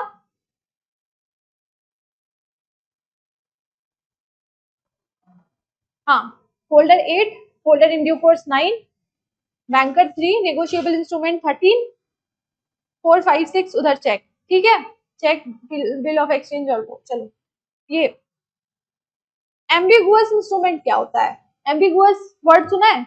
एम्बिगुअस का मतलब क्या होता है? कंफ्यूजिंग, पता ही नहीं है कि ये क्या है। ठीक है, may be treated as either bill और note at holder's option. Holder उसको कुछ भी बता सकता है। ये इतना एम्बिगुअस है कि तुम्हें पता नहीं चल रहा है ये प्रोमिसरी नोट है या बिल ऑफ एक्सचेंज है। ठीक है, तो यहाँ पे होल्डर के पास ऑप्शन है, होल्डर इसको कुछ भी कंसिडर कर सकता है दोनों में से। ठीक है, चलो इनकोएट इंस्ट्रूमेंट क्या होता है? इनकोएट इंस्ट्रूमेंट दिया है सेक्शन 20 में। इनकोएट इंस्ट्रूमेंट दिया है सेक्शन 20 में, signed but incomplete blank instrument. Blank cheque मान लो, ब्लैंक चेक है, इस पे कुछ भी नहीं भरा, बस मैंने यहाँ पे साइन करके तुम्हें दे दिया। ठीक है, signed but incomplete bank instrument, holder has implied authority to fill. अगर तुमसे कोई कहे कि क्या ब्लैंक चेक अगर मैंने किसी को अपने नाम का दिया है और उसने अपनी मर्जी से उसमें 50 लाख भर दिया, तो क्या ये लीगल है? लीगल है? यस, साइंड है, इसका मतलब तुमने उसको अथॉरिटी दी है, तुम्हारे पास, तुमने उस पर इतना ट्रस्ट किया है कि वो चाहे कितना भी अमाउंट भर सकता है। यहाँ पे तुम नहीं रो सकते कि भाई मैंने ऐसे दिया था 10 लाख भरने के लिए, उसने 40 लाख भर दिया, नहीं। ठीक है, तो signed but incomplete bank instrument, holder has implied authority to fill. Holder के पास पूरी अथॉरिटी है उसको फिल करने की। And if exceeded, void against non consenting parties. अगर वो एक्सीड करता है तो भी ये मतलब नॉन कंसेंटिंग पार्टीज के अगेंस्ट वॉइड, मतलब इसको हम जब पढ़ेंगे आगे इनक्वाइट इंस्ट्रूमेंट को और भी अच्छे से पढ़ेंगे। यहाँ पे अभी दिखाती हूँ उसमें वेयर एक्ट में कि होल्डर के पास पूरी अथॉरिटी है कि वो कितना भी अमाउंट इसमें भर सकता है, कितना ही याद रखो। ठीक है, क्यों ये कंफ्यूज करने के लिए एमसीक्यूज में आ सकता है। पार्टीज टू नेगोशिएबल इंस्ट्रूमेंट जो मैं तब से बता रही हूँ तुम लोगों को, अब यहाँ समझ आ जाएगा और अच्छे से। सेक्शन 5 में ड्रॉई है, ड्रॉवर है। सेक्शन 5 में ड्रॉवर है, सेक्शन 7 में ड्रॉई है, मेकर है सेक्शन 4 में, एक्सेप्टर है सेक्शन 7 में, पे भी है सेक्शन 7 में, और इंडोर्सर है सेक्शन 15 में, इंडोर्सी है सेक्शन 15 में। इन सबको डिफाइन किया गया है इन सेक्शंस में, वो मैंने एक जगह कर दिया है। ठीक है, अब चलो ड्रॉवर कौन होता है? ड्रॉवर मेक्स ये बिल ऑफ एक्सचेंज और चेक। ये तो क्लियर हो गया अभी तक। Secondary liability, if drawee fails to accept और pay, can not deny payee's capacity to endorse. ठीक है, अगर ड्रॉई जो है उसने अगर पे करने से मना कर दिया उसने अगर पे करने से मना कर दिया तो ये इंडोर्स करके ये थर्ड पार्टी के थ्रू भी करा सकता है पेमेंट, ठीक है। Can not deny payee's capacity to endorse, वो इंडोर्स करके दूसरे के नाम पे भी वो पेएबल करा सकता है उसको। ये सेक्शन 5। सेक्शन 6 में है ड्रॉई। ड्रॉई क्या है? Person on whom bill of exchange is drawn you have to pay. तो यू हैव टू पे में जो यू है वो कौन है? ड्रॉई है, ठीक है।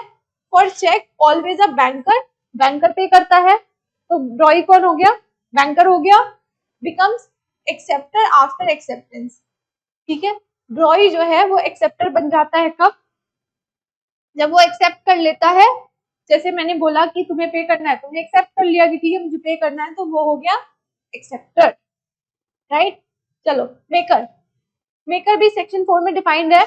मेकर का मतलब होता है creates and science promissory note. Creates and science promissory note. मैं प्रोमिसरी नोट बना रही हूँ, मैंने लिखा आई प्रॉमिस टू पे, ठीक है। तो मैं कौन हूँ? मैं मेकर हूँ। मैं मेकर हूँ, मैं प्राइमरी डेटर हूँ, मेरे ऊपर कर्ज है, मैंने बोला कि मुझे पे करना है, आई हैव टू पे। Stands in position of acceptor of bill of exchange. और इसको अगर बिल ऑफ एक्सचेंज में देखेंगे तो ये एक्सेप्टर की तरह काम करता है। एक्सेप्टर कैसे हुआ? मैंने एक्सेप्ट किया है ना कि आई हैव टू पे। तो बिल ऑफ एक्सचेंज के अगर तरीके से देखें तो यहाँ पे मैं एक्सेप्टर हूँ, लेकिन प्रोमिसरी नोट में मैं कौन हूँ? मैं मेकर हूँ, आई हैव टू पे। चलो एक्सेप्टर, अब तो समझ आ गया होगा acceptor. Acceptor ड्रॉई after acceptance.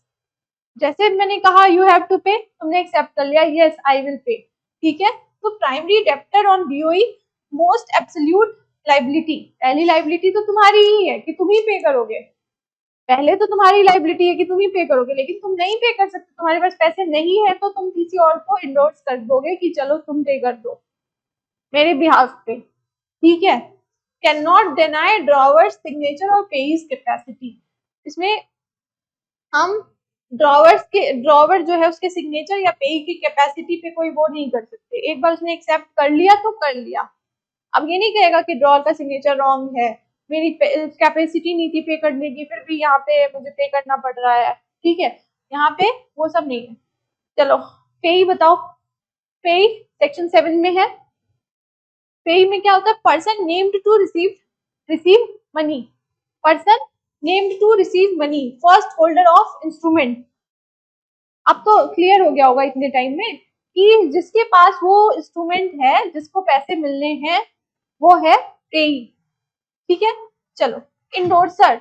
इंडोर्सर section 15 में डिफाइंड है और इंडोर्सी भी सेक्शन 15 में डिफाइंड है। अब तो इंडोर्समेंट पूरा क्लियर है, इंडोर्सर और इंडोर्सी भी पूरा क्लियर है। जो साइन करके दे रहा है इंडोर्सर है, जिसके नाम का साइन हो रहा है वो इंडोर्सी है।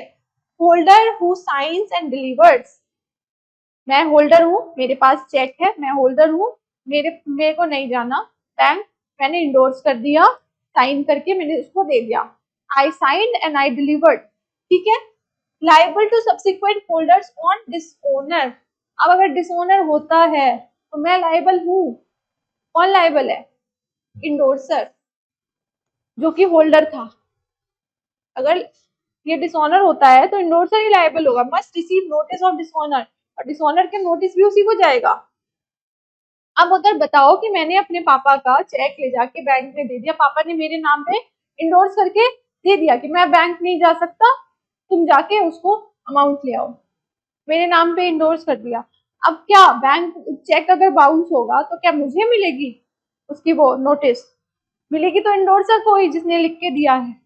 इसको ऐसे एग्जाम्पल से समझो ताकि वो जब कॉमन सेंस लगाओ तो उस टाइम याद आए, ठीक है। तो ये जो है must receive notice of dishonour, endorser को हमेशा नोटिस मिलेगा डिसऑनर का। इंडोर्सी कौन होते हैं? Person to whom instrument is endorsed and becomes new holder on delivery. अब जैसे मैंने I signed and I delivered, so you become the new holder of that instrument, ठीक है। After delivery you become the holder of that instrument. चलो endorsee खत्म।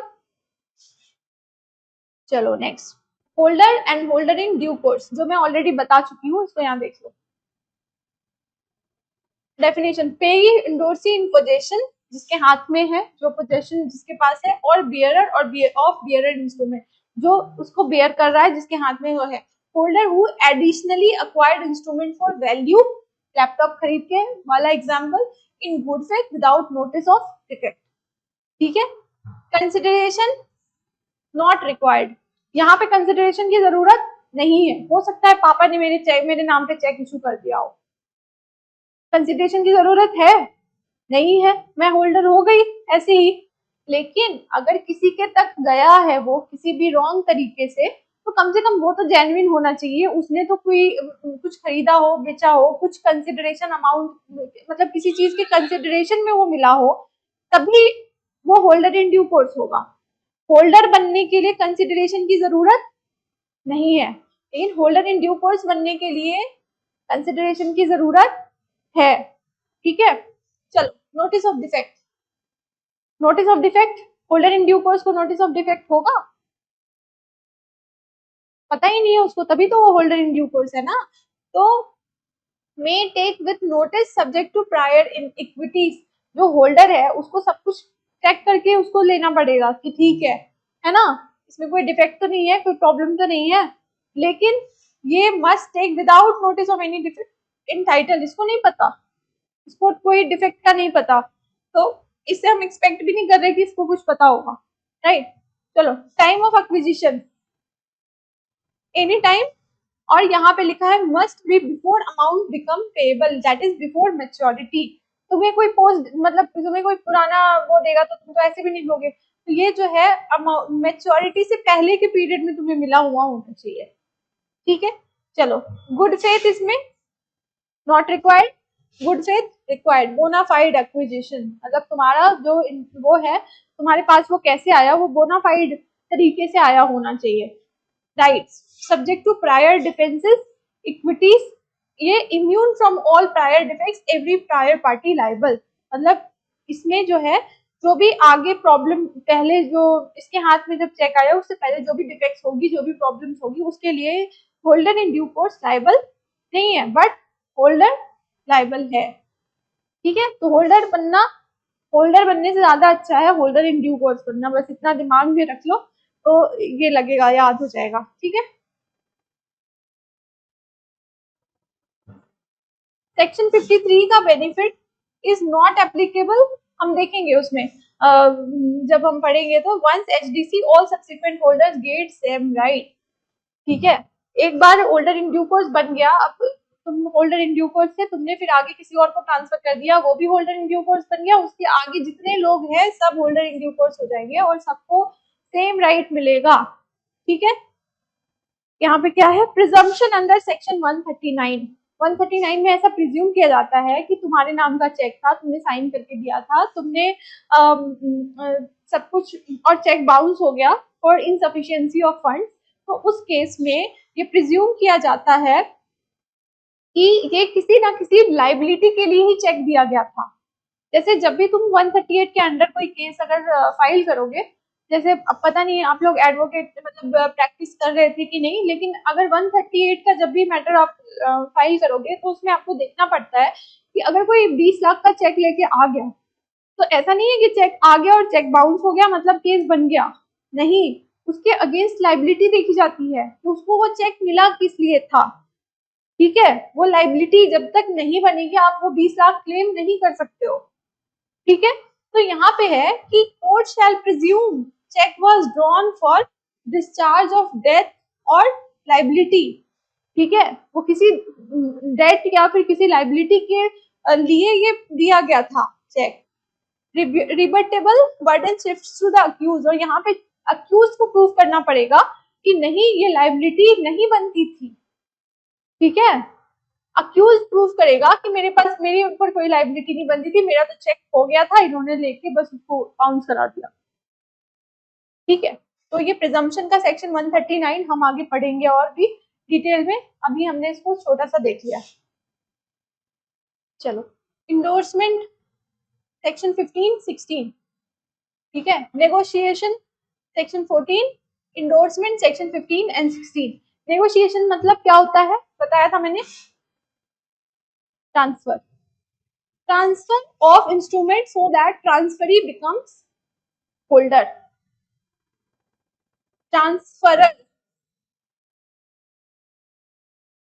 transferor gives it to transferee. Transferee becomes holder. ठीक है, ये bearer instrument में सिर्फ delivery होती है, जिसके पास है जाके उसने डिपॉजिट कर दिया, डिलीवरी ओनली. ऑर्डर इंस्ट्रूमेंट में इंडोर्समेंट और डिलीवरी दोनों होती है, जो मैंने बताया था. तुम्हारे नाम का दिया मैंने, तो तुमने उसको बस क्या किया, अब किसी ने सिर्फ चेक पे अमाउंट भर दिया, डेट भर दिया, साइन कर दिया. अब ये चेक जिसके भी पास है वो जाके, वो क्योंकि बियरर है उसने जाके वहां पे डिपॉजिट कर दिया, वो बियरर ऑफ द चेक हो गया. ऑर्डर में इंडोर्समेंट भी होती है और दूसरा डिलीवरी भी होती है. या तो तुम खुद जाके डिपॉजिट कर दो या तुम किसी के नाम पे इंडोर्समेंट करके उसको दूसरे के थ्रू भिजवा दो. राइट, तो ये हो गया transfer of instrument so that transferee becomes holder. और बियरर इंस्ट्रूमेंट में delivery only and order instrument में इंस्ट्रूमेंट इंडोर्समेंट प्लस डिलीवरी दोनों. अब इंडोर्समेंट कितने तरीके के होते हैं? इंडोर्समेंट कितने तरह के होते हैं? एक होता है ब्लैंक और जनरल इंडोर्समेंट. ब्लैंक इंडोर्समेंट क्या होगा? इंडोर्सर साइंस विदाउट स्पेसिफाइंग, इंडोर्सी का नाम नहीं लिखते उस पे, एक चेक बनाया उस पे बस यहाँ पे पीछे नाम लिख दिया कि जो भी इसको होल्ड करता है उसको दे देना. ठीक है. Converts order instrument into bearer. Cheque के फ्रंट में मेरा नाम लिखा है, चेक के फ्रंट साइड पे जहाँ पे अमाउंट, नाम ये सब लिखा होता है, वहां पे यहाँ पे मेरा साइन, मेरा नाम लिखा हुआ है यहाँ पे ऊपर कि मुझे पेमेंट मिलनी है. मैं क्या करूंगी, चेक के पीछे साइड पे लिख दूंगी कि पे टू बी, सॉरी आ गया, कन्वर्ट्स ऑर्डर इनटू बियरर. अब मैं इसके पीछे लिख दूंगी कि जिसके भी हाथ में ये है चेक उसको पे कर दो, चाहे जिसके भी हाथ में ये चेक है उसको पे कर दो. तो ये क्या हो गया, ब्लैंक और जनरल इंडोर्समेंट. ठीक है. Endorser signs without specifying the endorsee और converts order instrument into bearer instrument. Bearer instrument हो गया ना कि अगर जो भी जिसके भी हाथ में है उसको ट्रांसफर कर दो, उसको पैसे दे दो. राइट, जस्ट अब यहाँ पे देखो सेक्शन 16 स्पेशल और फुल इंडोर्समेंट किसको कहते हैं? स्पेशल इंडोर्समेंट क्या होता है? Specifies endorsee. इसमें लिखा होता है कि इंडोर्सी कौन है, जैसे लिखा होगा पे टू बी और ऑर्डर ए शर्मा रिमीन्स ऑर्डर इंस्ट्रूमेंट. ये फिर भी ऑर्डर इंस्ट्रूमेंट रहता है क्योंकि मैंने किसी का नाम लिख दिया इस पे मैंने नाम लिख दिया किसी का ए शर्मा को, तो ए शर्मा ही जाएंगे, उनको ही पेमेंट मिलेगी, तो नहीं कि कोई भी चला जाए उसको मिल जाएगी. ठीक है, तो ये बियरर इंस्ट्रूमेंट नहीं बन पाया. बियरर इंस्ट्रूमेंट तो ये होता है ना कि जो भी जिसके भी हाथ में है उसको दे दो. ऑर्डर इंस्ट्रूमेंट मीन्स कि पर्टिकुलरली मैंने इसका नाम लिखा है, इसको ही दो. ठीक है, चलो सेक्शन 50 रेस्ट्रिक्टिव इंडोर्समेंट क्या होता है? रेस्ट्रिक्टिव इंडोर्समेंट होता है पे बी ओनली और पे बी फॉर कलेक्शन. अब बोला जाएगा कि तुम्हें जब सामान रिसीव हो जाए तभी बी को पे करना. ठीक है, कंडीशन लगा दिया वहां पे. रेस्ट्रिक्टिव मतलब कि ओनली आफ्टर कलेक्शन, पे बी ओनली आफ्टर कलेक्शन. तो यहाँ पे जो है ये रेस्ट्रिक्टिव इंडोर्समेंट है.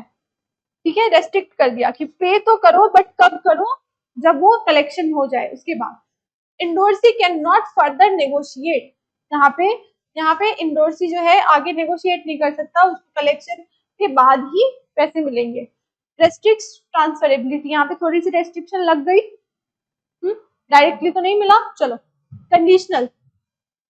कंडीशनल सेक्शन 52 में डील किया गया है. Conditional endorsement subject to a condition, कोई भी एक कंडीशन लगा दी जाती है उसमें कि पेइंग पार्टी में डिसरिगार्ड कंडीशन. अब जो पे करने वाली पार्टी है वो इस कंडीशन को डिसरिगार्ड भी कर सकती है, नहीं भी मान सकती है. ठीक है, प्रायर पार्टीज नॉट अफेक्टेड. अब इससे जो पहले वाली पार्टीज है जिन्होंने इंडोर्समेंट करी है वो अफेक्टेड नहीं होंगे. Partial endorsement section 56. Partial endorsement क्या होता है? जिसमें ये पार्शियल इंडोर्समेंट इनवैलिड होता है, ये सेक्शन 56 में लिखा है। पार्शियल इंडोर्समेंट का जैसे मैं एग्जांपल देती हूँ कि 10 लाख का चेक है तुम्हारे पास, 10 लाख का चेक है और तुमने इसको बैंक भेज दिया ये बोल के कि इसमें से 2 लाख इसको पे कर दो। इस चेक में से 2 लाख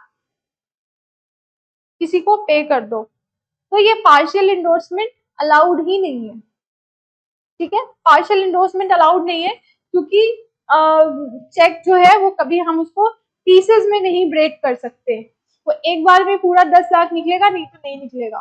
ठीक है, चलो partial endorsement invalid. Sans recourse without recourse, मतलब सेक्शन 52 में ये भी डिफाइंड है, pay be without recourse to me, endorser disclaims personal liability on dishonour. ठीक है, अब इसमें क्या होता है कि मैंने उस पर लिख दिया कि मेरी कोई लाइबिलिटी नहीं होगी आगे अगर डिसऑनर होता है तो, इंडोर्समेंट मैंने जिसके नाम पे किया है लाइबिलिटी भी उसी की होगी। ठीक है, समझ आया? पहले मैंने क्या बताया था, इंडोर्समेंट में इंडोर्सी की लाइबिलिटी नहीं होगी, इंडोर्सर की लाइबिलिटी होगी जिसने इंडोर्स किया है। लेकिन जहां पे ये एक इस टाइप का इंडोर्समेंट होगा, सेंस रिकॉर्ड्स या फिर विदाउट रिकॉर्ड्स वाला, इसमें मैं पर्टिकुलरली लिख दूंगी कि ये अगर डिसऑनर होता है तो इसका रिकॉर्ड्स मेरे पे नहीं होगा। ठीक है, इसका कोई भी वो निगेटिव जो भी कॉन्सिक्वेंसेस होंगे वो मैं नहीं झेलूंगी, वो कौन झेलेगा, इंडोर्सी ही झेलेगा। राइट, चलो नेक्स्ट, फैकल्टेटिव। फैकल्टेटिव भी सेक्शन 52 में डिफाइंड है। Endorser waives condition, example notice of dishonour, pay be notice of dishonour waive, मतलब इसमें कुछ कंडीशंस को वेव कर दिया जाता है। इसको अब हम सेक्शन 52 की भी बहुत इंपॉर्टेंट है, अभी हम एक बार सेक्शन 52 देख लेते हैं, उसके बाद फिर इस क्लास को एंड करते हैं। अभी के लिए टाइम हो गया ना, 4:30 हो गए। लाइव है, अच्छा सेक्शन 52 देखते हैं एक बार। Endorser, endorser who excludes his own liability और मेक्स इट कंडीशनल। ठीक है, endorser who excludes his own liability और मेक्स इट कंडीशनल, तो बताया मैंने इंडोर्स किया लेकिन लायबिलिटी अब मेरी नहीं होगी, या फिर मैं कंडीशन लगा रहा हूँ उस पर कुछ। ठीक है, चलो, the endorser of a negotiable instrument may by express words in the endorsement, मतलब चेक के पीछे उसने प्रॉपर लिख दिया कि आगे मेरी कोई लायबिलिटी नहीं होगी। Express words in the endorsement excludes his own liability thereon, आगे से कोई भी लायबिलिटी मेरी नहीं होगी, उसने इतना प्रॉपरली लिख दिया। और makes such liability or the right of endorsee to receive the amount due thereon depend upon the happening of a specified event, although such event may never happen। समझ आया? मतलब उसने कोई कंडीशन लगा दी कि लाइबिलिटी मेरी तभी बनेगी जब ऐसा कुछ होगा, वरना मेरी लाइबिलिटी नहीं बनेगी। ठीक है, तो यहाँ पे कंडीशनल हो गया, या फिर एक तो कंडीशनल हो गया या फिर नो लाइबिलिटी, वो एक्सक्लूड्स हिज ओन लाइबिलिटी और मेक्स इट कंडीशनल। चलो,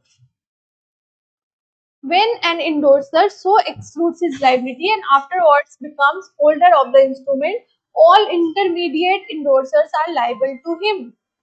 जब एक इंडोर्सर अपनी लाइबिलिटी को एक्सक्लूड कर देता है, उसने कह दिया कि मेरी कोई लाइबिलिटी नहीं होगी, and afterwards becomes the holder of the instrument, and उसके बाद वो कभी अगर होल्डर ऑफ द इंस्ट्रूमेंट बनता है तो all the intermediate endorsers are liable to him.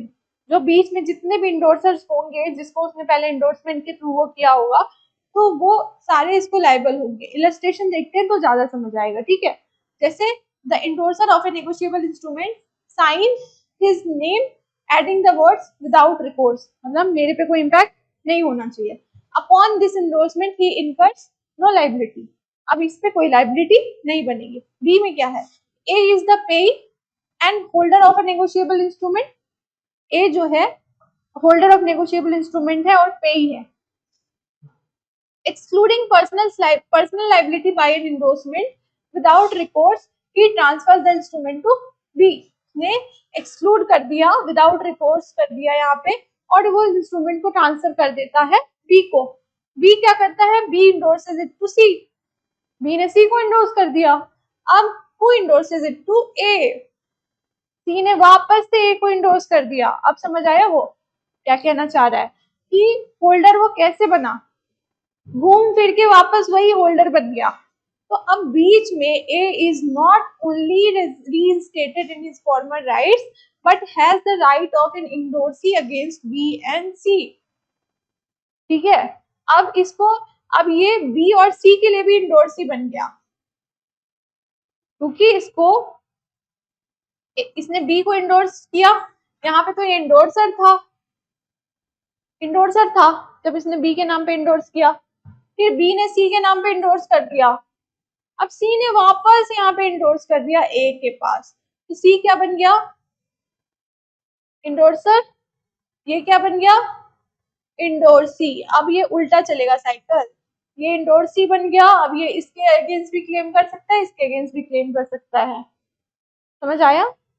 तो ये कह रहा है कि A is the payee and holder of a negotiable instrument excluding personal liability by an endorsement without recourse. He transferred the instrument to B and B endorses it to C.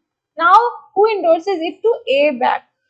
A is not only reinstated in his former rights, मतलब A के पास जो पुराने rights थे वो सब तो उसके आ गए वापस, but has the right of an endorsee against B and C। अब ये इंडोर्सी बन गया और ये बी और सी के अगेंस्ट भी राइट्स क्लेम कर सकता है, राइट। चलो नेक्स्ट क्लास में अब इसको कंटिन्यू करते हैं। नेक्स्ट क्लास में हम सेक्शंस देख लेंगे, पहले जितना अभी तक हमने कवर किया है 1 से लेके 13, 14, 15 जितना कवर किया है हम सब वो देखेंगे, और 52 हमने अभी देख लिया, उसके बाद आगे कंटिन्यू करते हैं, ठीक है। चलो, थैंक यू।